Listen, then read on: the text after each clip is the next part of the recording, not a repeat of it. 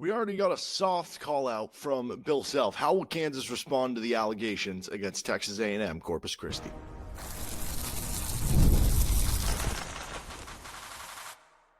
You are Locked On Jayhawks, your daily podcast on the Kansas Jayhawks.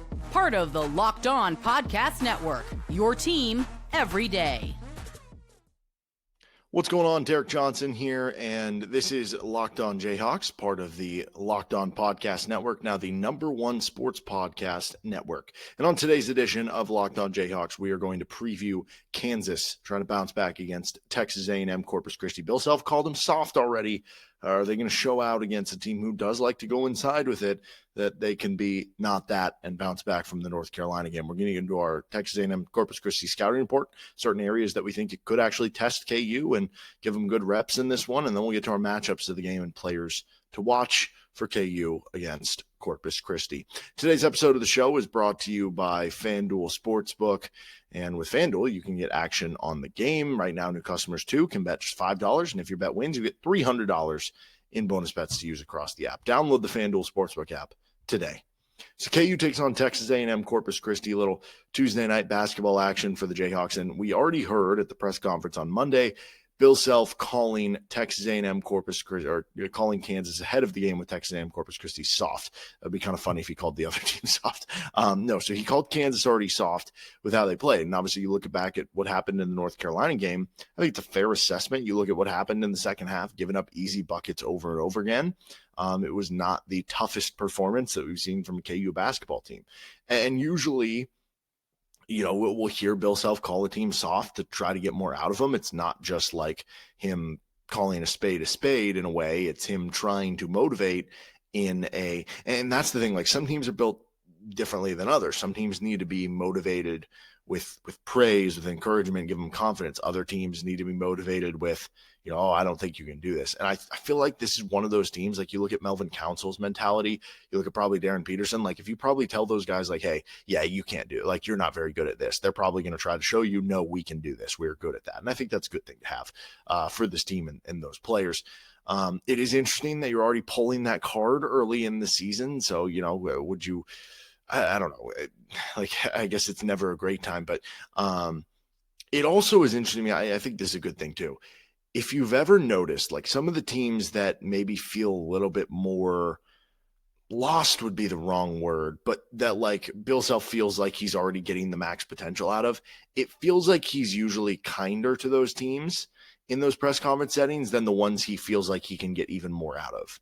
It feels like this is one of those situations where he's like, I think I can get a lot more out of this team.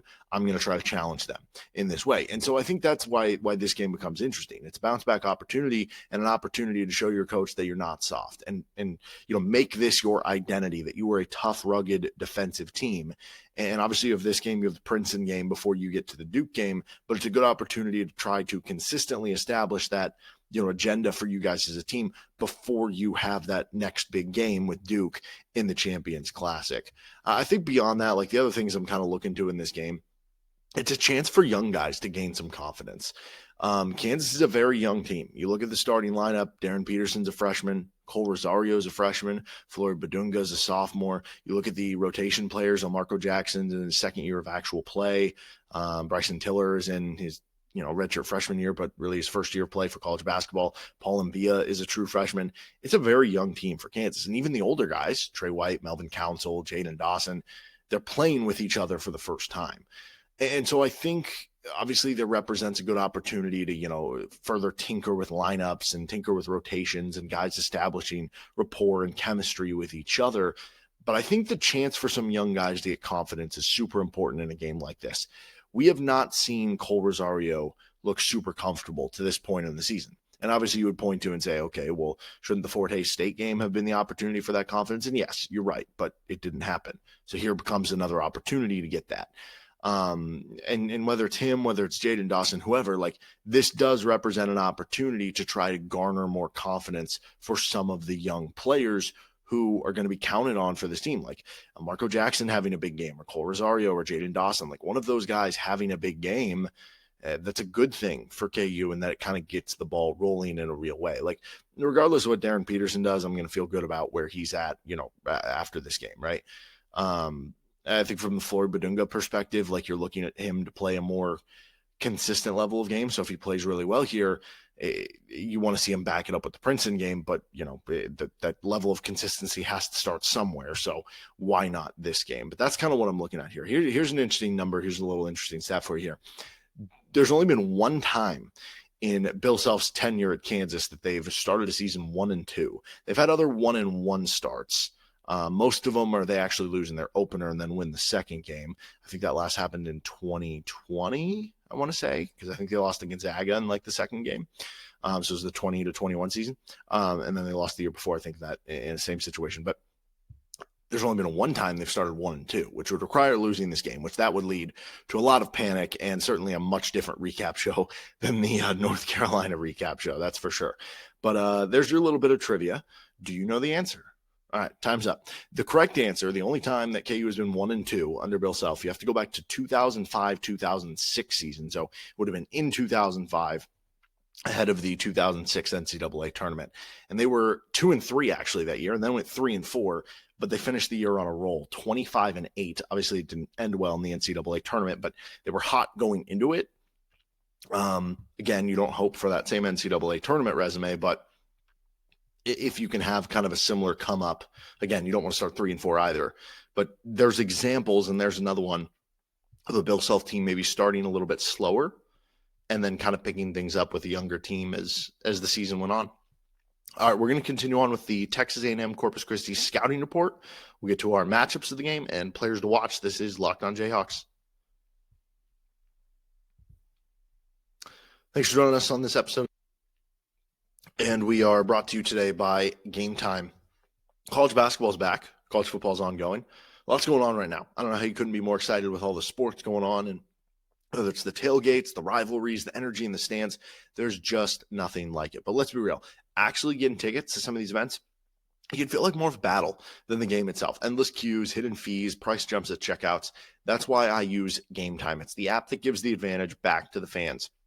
It is the easiest way to score last-minute tickets at the best prices with no surprise fees. What you see is what you pay with Game Time. And maybe you're going up to the Champions Classic this year in New York to see them play against Duke. You've never been to the stadium maybe before. You're like, is this a good seat? Looks like a pretty good deal, but is it a good seat? Well, on Game Time, you can see the seat view on a picture on the app. So you know there's not some big obstruction or that it is a good enough angle for you to, pay whatever you want to pay for those tickets. So take the guesswork out of buying college basketball, college football tickets with Game Time. Download the Game Time app, create an account, and use code LOCKEDONCollege for $20 off your first purchase. Terms apply. Again, that is promo code LOCKEDONCollege, LOCKEDONCOLLEGE for $20 off. Swipe, tap, ticket, go. Download Game Time today. Thanks for joining us on this episode of Locked On Jayhawks.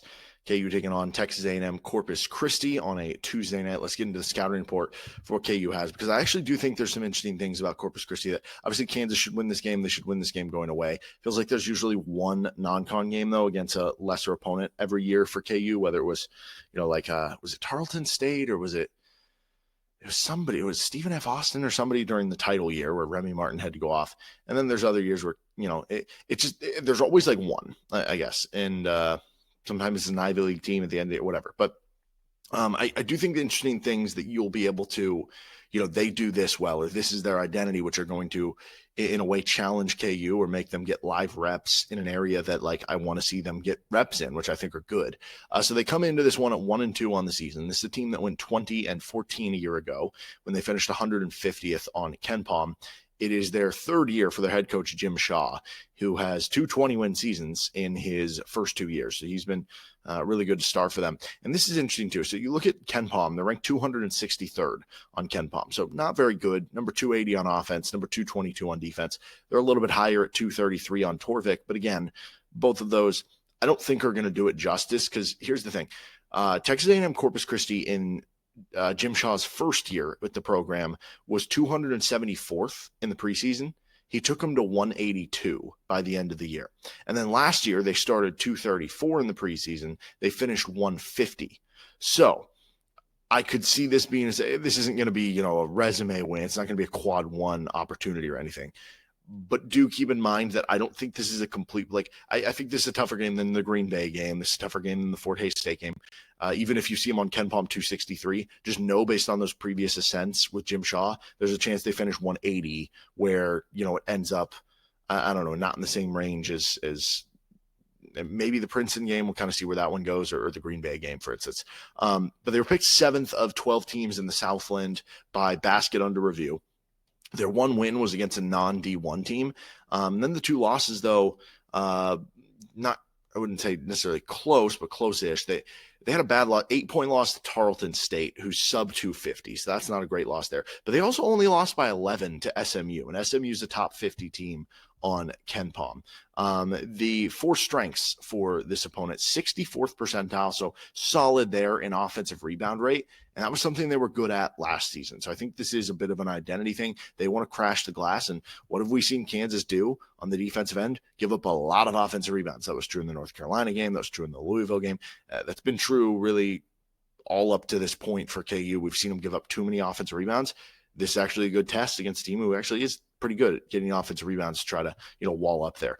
In the half court, Texas A&M Corpus Christi tries to play post-up bully ball, right? That goes back with the offensive rebound rate, but also they ranked 17th nationally in field goal attempt rate last year and 85th in the country in post-up rate.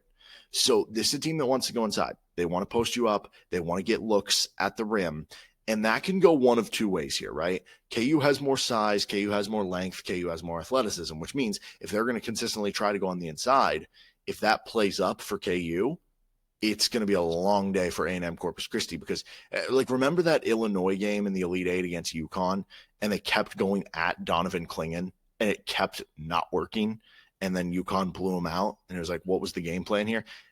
If the KU length and physicality plays to its potential, that's what this game could be. But the flip side for KU is that if it looks like the Carolina game, it's going to work for Corpus Christi. And the other flip side to that is, which I guess would be on the same side, is that if KU is playing a team who wants to play bully ball inside, and whether that's going for a rebound or I don't know, just somebody's trying to throw up a hook shot or fools you on something, if KU gets in foul trouble defending on the interior, that's where it becomes a real problem for Kansas. Because, again, Kansas is not deep at all at the big position. So it would not surprise me if we do end up having to see a little bit more of Paul and Bia in this game than maybe we saw in the North Carolina game. Passing, I would say, is a strength so far. They're in the 83rd percentile nationally in assist rate, so they've done a good job moving the ball. They're also above average in their turnover ranks on offense, too, so they don't turn it over too much. They do a good job passing and sharing the sugar, so to speak. And then they are ranked 9th and 3rd nationally in rate of possessions used in transition the past 2 years. So those are 2024 and 2025. They've been top 10 nationally back-to-back years in the rate of their possessions that they use in transition. And so far this year, they're in the 61st percentile for the percentage of their points that come in fast break. So, maybe it's not as high as it was the previous 2 years, but it's still above average. This is an identity of what their team wants to be under Jim Shaw, is getting out in transition. And again, we go back to where did they struggle against North Carolina? They struggled with pick and roll. They struggled defending on the inside. They struggled in transition defense. Again, it's not nearly as good as North Carolina. It's not as big as North Carolina, but there are some similar traits there that at least give you live bullet reps to practice against some of those things you struggled with and maybe got to watch film on and try to correct in a real game, which is why I kind of like when this game is showing up on the schedule for KU. Now, 4 weaknesses for A&M Corpus Christi. They are shooting just 35% from the field right now in their 2 Division I games. So that is obviously very bad. They've actually shot okay from 3. They're at like 34% from 3, but the 2-point shots have not been falling. They don't get steals. They're only in the 11th percentile in steal rate defense right now. So Kansas needs to do they should do a good job of holding on to the rock in this one. I will say in recent years, they've been at least solid there. So maybe that's just an early sample size thing. And then 36th percentile, so below average to poor in defensive rebounding rate. Now, as much as they like to crash the offensive glass, they're going to leave an opening for KU to get offensive rebounds. And I don't think KU did that enough in the Carolina game. Partially, though, that's Carolina, and they've got the size and everything. This is a game where you should be hitting the offensive glass hard yourself. And then the last weakness one here, they're in the 38th percentile. So again, kind of below average there in defensive rating. So far, teams have shot 44% from the field against them and 38% from three. Though I will say teams have only shot 50% at the rim against them so far. So it might not be the easiest in the world. Now, again, Kansas is bigger than, for instance, Tarleton State. So that can change a little bit there. But so far, their defense has been a bit below average, even though they've done a pretty good job at the rim. Players to watch in this one. For Kansas, we'll start with Flory Bidunga. Again, as we kind of talked about, like they're going to go at the rim in a multitude of different ways. They're going to go at the rim in post-ups. They're going to attack the rim just in general, like trying to get a layup or off the drive.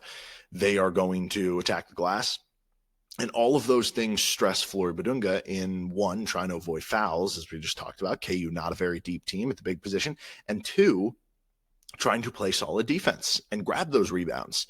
And so after a game where he and really everybody struggled on the interior defending for KU, I want to see him bounce back. I want to see him have a good performance against a team who is at least going to test you in a little bit of a way there, right? And then on top of it, we heard from Bill Self on Monday, and he was talking about, like, who do you envision being kind of the second go-to option, the go-to option besides Darryn Peterson? And he kind of said, like, Flory Bidunga, right? So let's see what he can do on both ends of the floor. Let's see if he can start a really good run of play here after being a little up and down from one game to the next so far to this point in the season. For Texas A&M Corpus Christi, player to watch over there is going to be Sheldon Williams. So Sheldon Williams was a former junior college All-American, joined Texas A&M Corpus Christi. I think he got injured last year. He only played like half the season. And now he's back for another year. And last year he was more of a role player. So far he's been a star for them on the inside and looks like he's going to be an all-Southland player through a small sample size. So far in their Division I games, he is averaging 17.5 points and 14 rebounds per game. He actually led the JUCO ranks in rebounding when he was that first-team All-American there. So, like, very good rebounder, 17.5 points per game right now, 6'8", springy forward.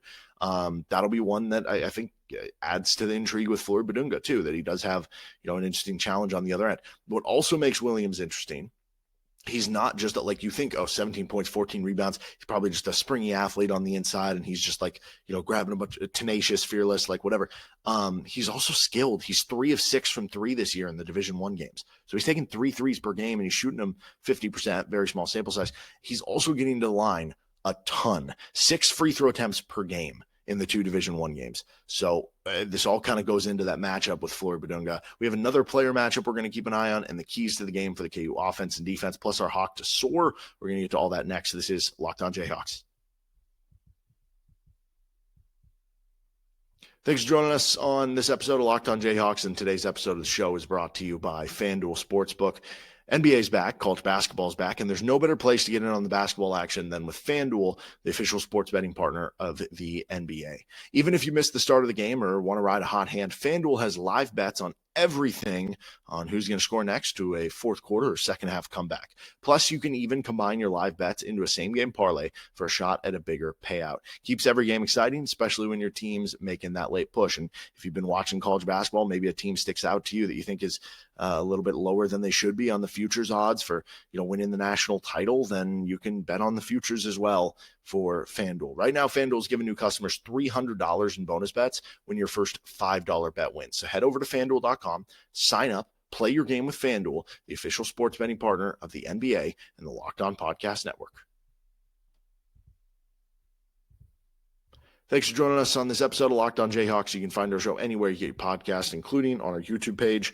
You can like and subscribe to the show. Again, thank you to the everydayers, and thanks for making the Locked On Podcast Network the number one sports podcast network that is out there. Okay, so let's start with the KU offense keys to the game. I think get the fast break transition offense going.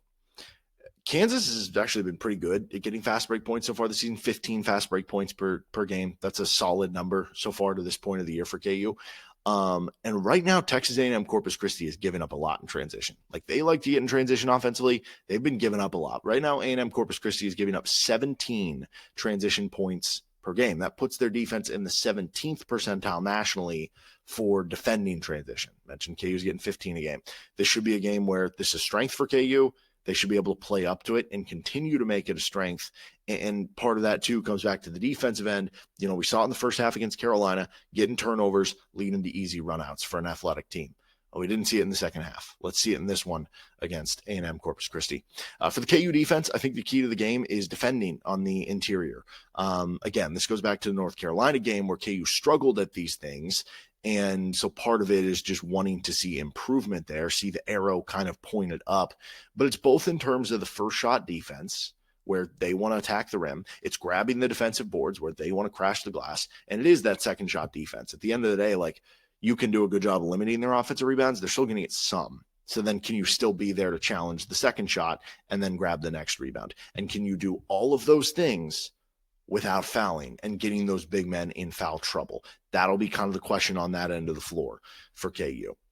Our player matchup, honestly, it is Sheldon Williams versus Flory Bidunga, but we just kind of already talked about those. So let's go with Mason Gibson versus Melvin Council. Gibson is a 6-foot guard. He has 1 start, 1 game off the bench, but strong score so far, only 23 minutes per game because of the 1 game off the bench, but second on the team in points per game at 11 points per game. So a very efficient player so far. He was a Midwestern State transfer who was an all-conference pick at the D2 level in his league, and so far he's come out firing. He's shooting 43% from 3 on 7 attempts per game. So he's definitely somebody to check and watch from the outside. And I think defensively is where Council can make an impact both this season and in this game for KU. Can you limit Mason Gibson if that ends up being the matchup? I would also say this, as we continue to look to who can be the other scorers for KU, it's been very inconsistent for Melvin Council scoring the basketball so far this season. And I think so. Right now, he's averaging 8 points per game. I think KU would love to have him around that 12-point per game range. He hasn't made a 3 so far this season. Maybe this can be the game where that kind of comes through finally. And if he can consistently give you 10 to 12 points with strong defense, I think that's what you're kind of looking for here. So I'll be interested to see that matchup between Council and Gibson. Obviously, Gibson at 6 feet tall, Council a little bit bigger of a guard. Can his size kind of bother Gibson in a real way? And then, what is Gibson going to be like on the defensive end? Is he going to be somebody that can keep up with the speed of Melvin Council? Not a lot of people can. And then can Council take advantage? And then going back to the KU offensive key, which is getting in fast break, getting the transition going. Well, Melvin Council is great at driving transition play for KU because of his speed and slashing ability. Okay, Hawk Desor, KU player we think can kind of go off here. We've probably been way too far in this episode without mentioning Darryn Peterson. And Darryn Peterson is probably going to have a good game because he's Darryn Peterson. But also, when you look at Texas A&M Corpus Christi, I mentioned they've actually done a good job at limiting shots at the rim. Teams are only shooting 50% at the rim, which is a pretty low number at the rim. You look at so far, they're giving up a lot of shots just in terms of shot attempts, shot volume from the corners for 3 and in the mid-range area. I'll get to the corner from 3 in a second, but what do we know Darryn Peterson's good shooting number. He's good at shooting threes, good at driving, whatever. But Darryn Peterson is very much a tactician in the mid-range. That goes back to his high school days. Got great footwork, got great rise up. He's just very good in that area. So I think combined with just Darryn Peterson being good at basketball and the fact that this is, I think, going to be a big mid-range game for him. So I think he'll put up a good total in that area. And then going to the corners, right, where I said, okay, they give up a lot of shots in the corners. The leader in 3-point attempts from the corners so far for KU this year, small sample size, is Kohl Rosario. He has 5 of them. He's actually made 2 of 5. You would think with some of the misses that I would be lower than that, but that's actually been the area he's been able to make them. He's 2 of 5. And I think when you go back to the transition game, he should be able to be a guy who, with his athleticism, scores a bucket or 2 in transition, maybe gets a couple corner threes. I'm going to say that this is the game that he starts to break out a little bit, scores double-digit points, and it starts to get the confidence going. That's going to be my Hawk Desor there with Rosario outside of Darryn Peterson, which I could just pick every game, and he'd probably make me look pretty smart when I'm not very smart all the time or very often. All right, that'll do it for this episode of Locked On Jayhawks. You can find our show anywhere you get your podcast, including on our YouTube page where you can like and subscribe to the show. We'll be back at you for a postcast of whatever happens in the game. And thank you for joining us and making Locked On the #1 podcast network.